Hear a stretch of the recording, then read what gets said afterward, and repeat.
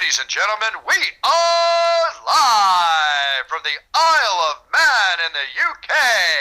This is John and Mike's MMA Corner. Okay, I am joined right now with the Techno Viking, as he is known, I believe. Is that correct? People been calling me that. I don't know if that's like my official nickname now. People usually call me Viking. Some people call me Techno Viking, but that's more like in the practice room than out in the fighting. But I'll take it. It's good. Yeah, I've been told by Jose Torres, who said hi, by the way, he says hi, that you're Techno Viking. Yeah, like some people know where the Techno Viking from. Some people don't. So like we always show them the video, and they're like, "Oh yeah, totally you." My beard is a little shorter now, so it's a little harder to see. But once it was longer, then yeah, it definitely looked like him. That's pretty funny. Julius, let's go back before we go forward. And you made your pro debut, and you took on Eric Crittenden. You got the win very quickly and emphatically. You got that. Let's talk about that fight itself. You know, going into the fight. Tell me, like, give everyone an idea, because your pro debut, it is a big thing making your pro debut. Because as much as you were killing the amateur scene, the pro debut, it makes a difference. Everything means more. I suppose you could put it as there's more intensity to that kind of that victory. How was things for you going into the fight when you were in there before, in the backstage? Just give me a rundown of your kind of like the fight day for you. The fight itself went great. I didn't treat it like any differently. Like I think I even forgot that it was like my first pro fight. I think I was just concentrating on just doing my job. I knew it's gonna go well. I saw a lot. Like he was kicking a lot in all the videos, so I knew I just keep my distance, let him kick, see how those kicks go, and then I knew I could go in and do my part. And it worked out great, and it was a great night. And I like him a lot. I spoke with him before the fight. After the fight, he's an awesome guy. We took pictures together. He said he'll buy me a drink, but I don't drink, but I like him a lot. I wish him good luck in whatever else he's gonna do. Well, you and me will get on really well, Julius, because I don't drink either, so we could share a cold glass of water together. Yeah. Look, your next fight, you've got, again, you're back with the Shamrock FC promotion, and again, I've always been a fan of the guys there, the team there. Jesse, he's a really good guy. What I love about Jesse is he's pretty much done every role within a promotion, from being one of the fighters, being like the coaching staff, he's been the kind of media side of things, marketing side of things, and now he's done everything. And so when he gets guys on, does he look after you well? Do you find it quite easy to talk to him because he's been there before? Is he, you must enjoy obviously working with him, I suppose. Yeah, absolutely. Yeah, it's always a lot of promotion done and recognition, and always can get it all out there. So yeah, I feel it's very easy to work with him, and yeah, it's great. I can't complain about anything. Now, your next fight, like we said, you're back there, is against a guy called, I believe it's Matt Foster, who, this is almost similar to the situation with Jose Torres, where Jose had the difficulty of getting opponents, so they matched him up in his last fight against a guy who had 16 pro bouts. You're taking on Matt Foster, who's got 14 pro bouts under his belt, which means he's obviously very knowledgeable, very experienced in the kind of MMA cage. He has a lot of ring time. Is this something for you that you think is going to help bring you to that kind of knowledge of where you are when you can beat a veteran, a smart, suave veteran in the cage? I think this fight will be good for me, just like for Shorty was his fight. His guys was experienced, my guys experienced, but at the same time, like, he has just as many wins as many losses. So I feel like if he had like all wins, then yeah, like it would have been. I don't think it would be too fairly matched, but right now I feel it's just right in the range. He's 50 and 50. Also, his experience. So if I do well, that's gonna make me look better going against someone who's who had so many fights. Yeah, and I looked him up. He's a tough opponent, so I know it's going to be a tough fight, and I'm just really looking forward to it. Now, when I did a little bit of research on you, one thing that sticks out, I don't know, am I right in saying that you might like a bit of wrestling? What happened? Are you a bit of a wrestling man yourself? From the research I could see, am I correct in saying you're a wrestler? Wrestling? Yeah, or is it someone else with the same name as you, with pictures of you wrestling? Oh no, that's me. Like, yeah, it's just only me with my first name and last name, and yeah, that was like me from like the wrestling days, and but now it's like, yeah, when I wrestled in high school and college, but now there's wrestling is over. I'll keep it in the back pocket if I need it, but I like striking better now. Well, I was about to say, with the wrestling in your back pocket, like you said there, that is a great thing you just said there, because you're not kind of using it as your go-to. You're willing to open yourself up in the MMA sport of making sure that you are evolving your striking side of things, so you're a stronger striker, so that you can always fall back on the wrestling if you need to, rather than having the wrestling first and then you'll have nothing else to fall back on. Did you find that, because obviously with wrestling, I don't know what stance you have, but and people at home who don't know, but wrestling, you know, obviously your base is very low, because, you know, it's there's no striking. It's completely different than striking. Transitional wise, how have you felt you've moved over to the striking side of things with the footwork, the kind of placement, and you know, the kind of movement that you need, the fluidity that you need for it? How have you found that? I found it just pretty much going to practice and getting beat up. I think there was no way around it. I had everybody helping me in St. Charles MMA.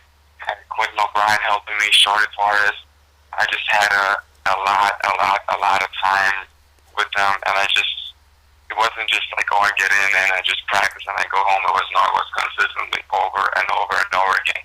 It was a lot of hard work.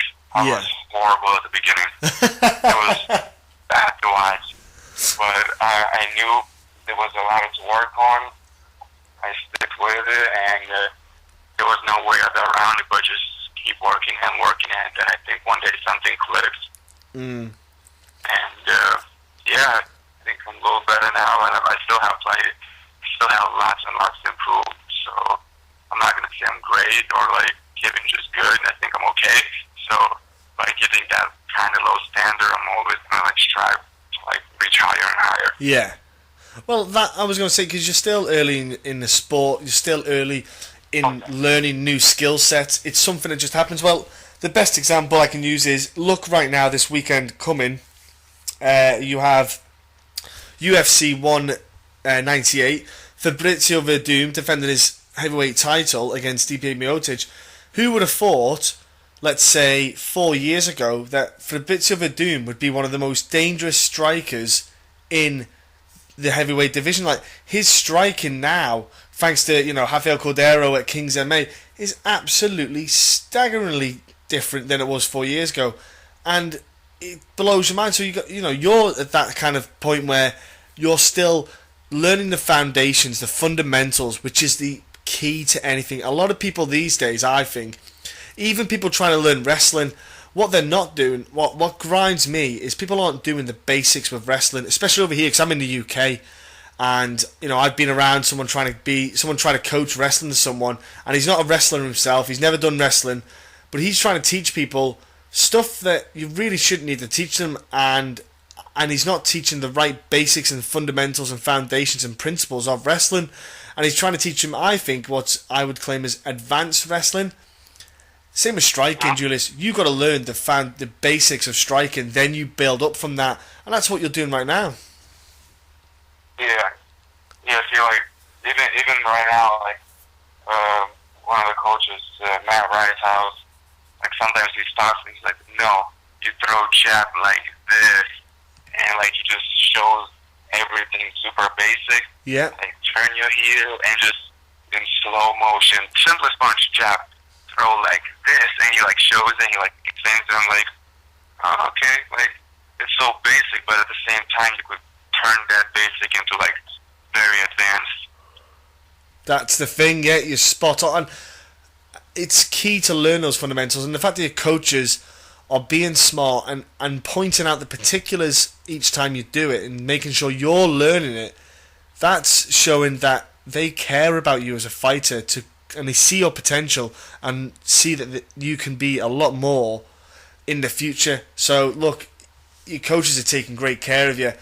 I'm sure your prep going into every fight is absolutely on point. You'll have that kind of, that grinding wrestlers never say die kind of mentality where you will break yourself in training to get to that, to get everything out yourself to learn. In your training though, because obviously you've went up from the amateur to the pro ranks, the rounds are longer.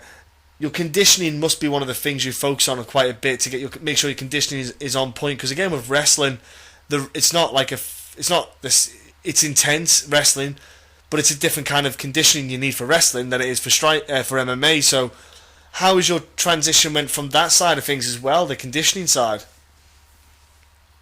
Well, at first when I started, it was two different worlds, wrestling and MMA. Yeah.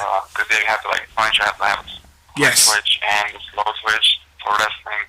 So it was two different worlds. It was hard road to get used to it, but at the time when there's no secret to it, you just go to practice, work hard, and your body adapts to it. And I think just by just constantly training, constantly doing everything, the mix of the striking, mix of the wrestling, mixing all in one, just gets you ready for that MMA type of shape. And that's what you need. You cannot do just striking or just wrestling. It's not going to work. You have to do a mix of both. Yeah, you do. And like you said, your body adapts and it takes time. It's patience. And that's what I feel with, especially Jose as well. I feel that he is one of them guys who's just constantly growing and evolving. And it's the same particulars with yourself, Julius. And you probably have that potential to be an exciting prospect in MMA coming out the scene, so to speak, but it's just one of them things where I hope that no one tries to rush you too fast in the fights, and that you're smart and you take your time, and because that's one worry I always have with fighters, with prospects, is that they get pushed too quick these days, because people want to make a quick buck out of them and want to make the most out of it they can. I'm thinking, look, let the guys mature and grow in the fight game and train and learn, because there's so much to learn.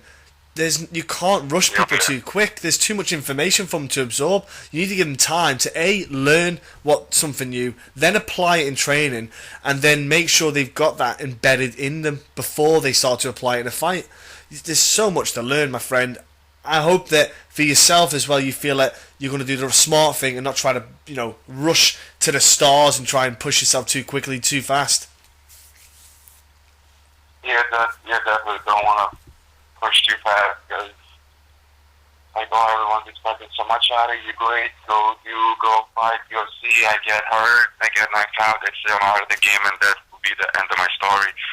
So yeah, that's definitely, we don't want to push it too fast. We try to pick the right fights, the right time. This one, yeah, it's maybe I wouldn't say it's rushed, because I would say this fight is not really rushed, because my opponent is half wins, half losses. No, this one isn't. No, I just meant in general. Yeah, I just meant obviously. Yeah. In other case, if he's all wins, okay, maybe. Yes. Maybe this fight is too much. He's playing too experienced. Maybe this is not a good goal for you. But as right now, I think my coaches are looking out for me, and we're taking a good route to go forward. Hey, look, it's great that you're getting yourself in a good position to build yourself up as a prospect and evolve as a fighter, Julius. And before I let you shoot off, can you let people at home know, for friends who already follow you, obviously they will know what your social media is, but for people who don't know what your social media is and want to get on to see what this up-and-comer has to offer, what's your kind of Twitter, Facebook, Instagram, whatever you've got, social media stuff that people can jump onto, man? I try to keep it all my first and my last name, Julius Anglickas, Julius Anglickas. You can find me on that name on Facebook, Instagram, Twitter. On Instagram, I always try to post funny pictures from training or something like that. And Twitter, I'm a little slower with it, but I'm gonna pick it up with this one. But yeah, you always can find me just by typing in the name Julius Anglickas. I'm always there. I will get this. So I'll get the links up. I will make sure there is a link up for one of those for you to jump onto, people, in the description below. And Julius, what about any you got any sponsors that are helping you out at all in your fight camps? I have the Sub-Zero chiropractors. I use their the freezer machine. I can jump in it. Yeah. It frees me up. Now I'm feeling much better. Nice. My friend Nelson, he sponsored me with some t-shirts, some gear from a company called Smart One. So they have high quality t-shirts, high quality shorts. So he sends me those to make sure I have stuff to train in. So he helps me a lot too. Oh, sweet. And then last but not least, give a shout out and a mention to your gym, where your gym is at. Also, you know, your coaches that have been helping you from day one, and training partners and people like that. Oh yeah, train at St. Charles in May, Mill, Missouri, next to St. Louis.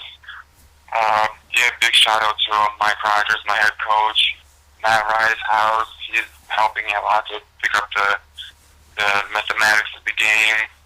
Quentin O'Brien, he's another big one. He's like my biggest sparring partner. Of course, Jose Torres, he's like been guiding me and being my mentor throughout all this, my fighting career. Me and just everybody else at the St. Charles group for giving me hard work all and every day. Julius, thank you so much for your time. Thank you very much for coming on. Have a great fight and a great time at Shamrock FC. And, you know, have a great 2016, man. Thanks so much. I really appreciate it.